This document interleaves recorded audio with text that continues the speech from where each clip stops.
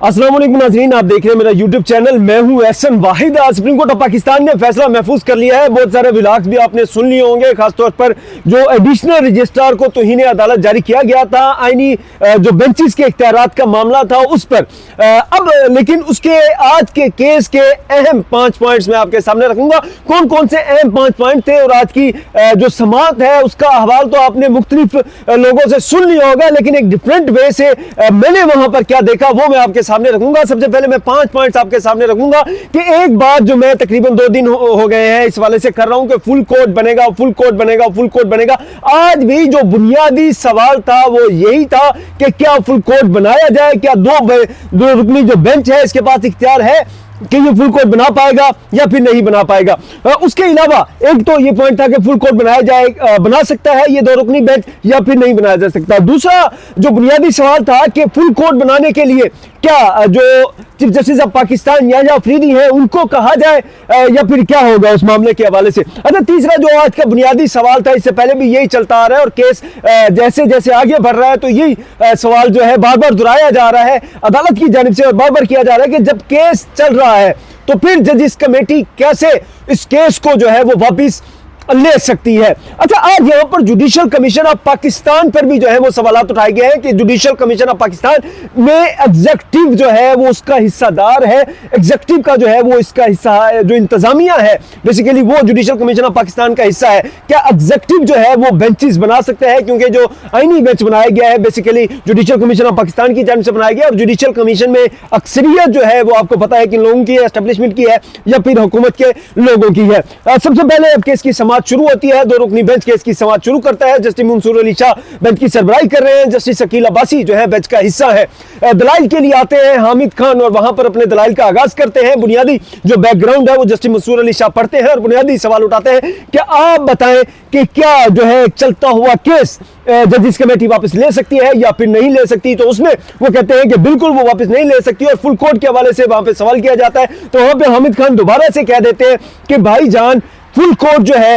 वो ये जो बेंच है, ये 2 रुकनी बेंच है, ये तश्कील दे सकता है। और वहां पर बड़ी उन्होंने बात की, उन्होंने जो आइन का आर्टिकल 175 है उसके मुताबिक उन्होंने बात की और उनका कहना था कि ये सुप्रीम कोर्ट जो है ये भी आइन के मुताबिक बनी हुई है और आइन के मुताबिक बनी हुई सुप्रीम कोर्ट का जो हर बेंच है वो आइनी बेंच है और वो हर आइनी मामले को, हर रेगुलर बेंच हो या नॉर्मल बेंच हो या जो भी हो वो उसे सुन सकता है। ये हामिद खान कहते पहले उन्होंने 2 पॉइंट्स उठाए कि कोई भी केस है वो बेशक आईनी हो या फिर गैर आईनी हो या कोई भी मामला हो वो कोई भी बेंच जो है वो सुन सकता है। कोई अलग अलग नहीं हो सकता कि कोई भी बेंच जो है वो सिर्फ आईनी मामला सुन सकता है और दूसरा नहीं सुन सकता। और दूसरा उन्होंने कहा कि इस मामले पर जो है जो जजिस कमेटी है उसके जो इख्तियारात है उसके हवाले से जो है उन्होंने कहा ये मामला जो है वो फुल कोर्ट में जाना चाहिए और फुल कोर्ट जो है यही 2 रुकनी बेंच जो है वो तश्कील दे सकता है, जुडिशियल ऑर्डर दे सकता है। अच्छा, इसके बाद एहसन भूल जो कि समझे जाते हैं हुकूमत के करीब समझे जाते हैं या फिर एस्टेब्लिशमेंट के सबसे करीब समझे जाते हैं,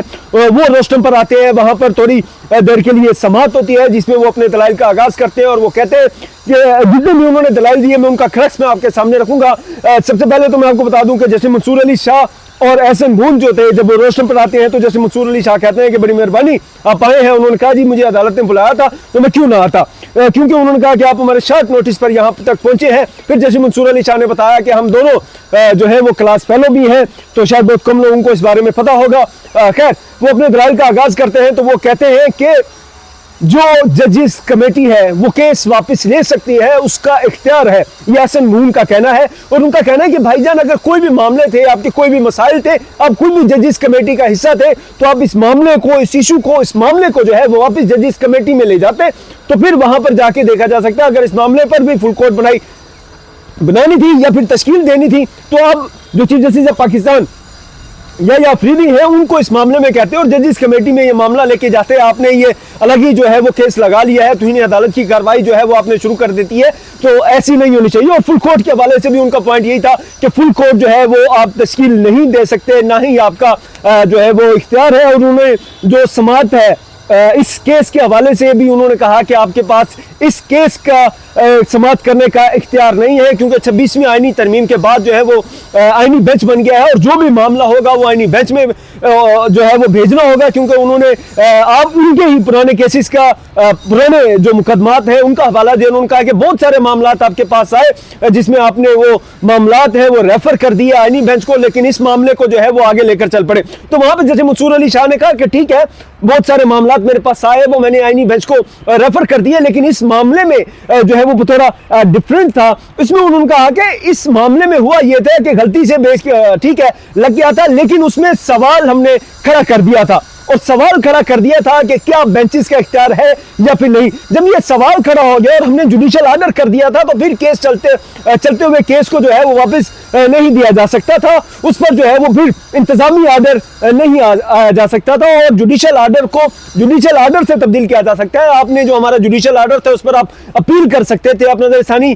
दायर कर सकते थे। ऐसा नहीं था कि आप इंतजामी ऑर्डर से ही जो है वो जुडिशियल ऑर्डर ही खत्म कर दें। उनका अगर आप इस तरह से इख्तियारात दे देंगे एग्जीक्यूटिव को और इंतजामी इख्तियारात को जो है ये भी दे देंगे, वो केसेस वापस ले लेंगे, तो फिर कल को जिन मामलात पर हमारा इख्तियार भी होगा, बहुत सारे मामलात पर हम केसेस सुन रहे होंगे और उन पर हमारा दायरा इख्तियार भी होगा, लेकिन फिर कमेटी को अगर हम इख्तियार दे देंगे केसेस वापस लेने का, वो जब चाहेगी जिस तरह से चाहेगी वो केसेस जो है वो वापस ले लेगी। ये एहसन मून ने वहां पे 2-4 उन्होंने बताया कि बहुत सारे लोग हैं वो तुले हुए हैं इस अदारे को, सुप्रीम कोर्ट ऑफ पाकिस्तान को तबाह करने के लिए। तो वहां पर उन्होंने कहा भाईजान मैं इस अदारे की साख पर जो है वो बचाने के लिए यहाँ पर बैठा हूँ, जस्टिस मंसूर अली शाह ने कहा। लेकिन खास तौर पर जो एहसन मून ने पॉइंट उठाए कि लोग चाहते हैं कि मर्जी की पार्लियामेंट हो, मर्जी के जो है वो जजेस हो, तो जस्टिस अकील अब्बासी ने वहां पर कहा कि कुछ लोग ये भी चाहते हैं कि मर्जी के फैसले किए जाए, क्योंकि एहसन मून जो है उसका अगर आप ग्रुप देख ले, उसकी जो तारीख और हिस्ट्री देख ले, तो उसमें आपको नजर आ जाएगा कि मुकम्मल वो जितने भी मामलात हैं, वो जो भी अब तक के केसेस चलते आ रहे हैं, उनमें कोशिश रही है कि अपनी मर्जी का जज किया जाए। अगर मर्जी का वकील न मिल जाए तो फिर मर्जी का जज किया जाए, अगर मर्जी का जज ना हो पाए तो फिर प्रेशराइज करके अपनी मर्जी का जो है वो फैसला लिया जा सके। अब तक जो मामलात या सिनेरियो किया गया, और उससे पहले यही एहसन मून थे जस्टिस काजी फाइज ईसा ने जिस तरह इस अदारे को बेख्तियार किया है, जिस तरह से बर्बाद किया है अदलिया को, जिस तरह से अदलिया को जो है सरनगू कर दिया है एक सियासतदानों के, और स्पेशली उन सियासतदानों के सामने जो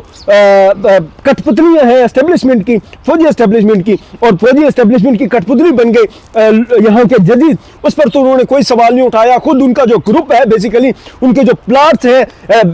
उस हवाले से भी उनको कोई जवाब नहीं है कि भाई क्यों वो प्लाट्स दिए जा रहे हैं, वकीलों को इतनी बड़ी भारी फीसेस लेते हैं और ऊपर से फ्री में जो है उनको प्लाट्स भी मिलते हैं। इस हवाले से कि शायद किसी के पास कोई सवाल नहीं है क्यों उनको जो है वो जिस तरह DHA में प्लाट्स दिए जाते हैं जनरलों को, बिल्कुल वैसे ही यहाँ पर जो है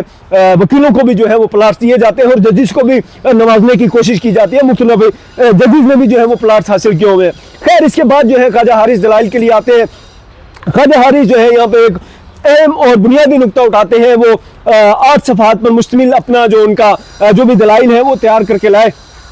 वो जो बेंच बैठा हुआ था उन्हें भी, और 47 पैराग्राफ है उसमें उन्होंने बुनियादी नुकता उठाया है कि उन्होंने ये भी वाज़ेह कहा कि मैं 26वीं आईनी तरमीम को तो सपोर्ट नहीं कर रहा, लेकिन इस वक्त जो है मेरा पॉइंट ऑफ व्यू है वो बहुत डिफरेंट है। उनका कहना था कि जजेस कमेटी के पास इख्तियार था, वो केस वापस लिया जा सकता था, और वो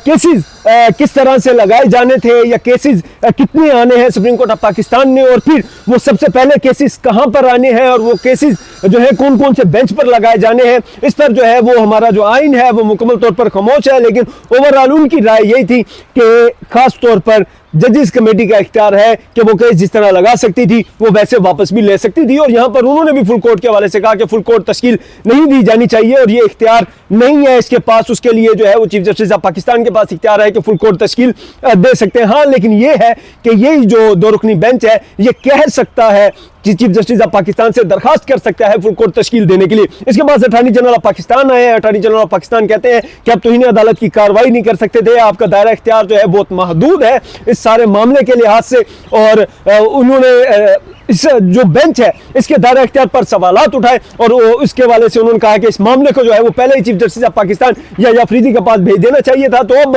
यहाँ पे जैसे मंसूर अली शाह कहते हैं कि भाईजान हम इस सारे मामले का जो फुल कोर्ट तश्कील दी जानी चाहिए उस पर भी जो है वो हम फुल कोर्ट के पास भेज देते हैं, और चीफ जस्टिस ऑफ पाकिस्तान के पास भेज देते हैं। अब वो उन पर है कि फुल कोर्ट बनाते हैं या फिर नहीं बनाते, इस पर जो है वो फैसला महफूज कर लिया जाता है। अब फैसला की कोई टाइम लाइन नहीं बताई गई कि कब इस फैसले को सुनाया जाना है और कब नहीं सुनाया जाना, लेकिन इस हवाले से जो भी मजीद तफसीलात होगी मैं आपके सामने अपने इस प्लेटफॉर्म से सामने रखूंगा। आज जो है वो शायद बहुत सारे लोगों से आप व्लॉग सुन चुके होंगे, खैर मैं लेट कर पाया हूँ, लेकिन इंशाल्लाह मैं आइंदा कोशिश करूंगा कि जल्द से जल्द जो है जितनी भी इंफॉर्मेशन हो सुप्रीम कोर्ट ऑफ पाकिस्तान से वो आपके सामने मैं रखूंगा। तब तक के लिए खुदा हाफिज।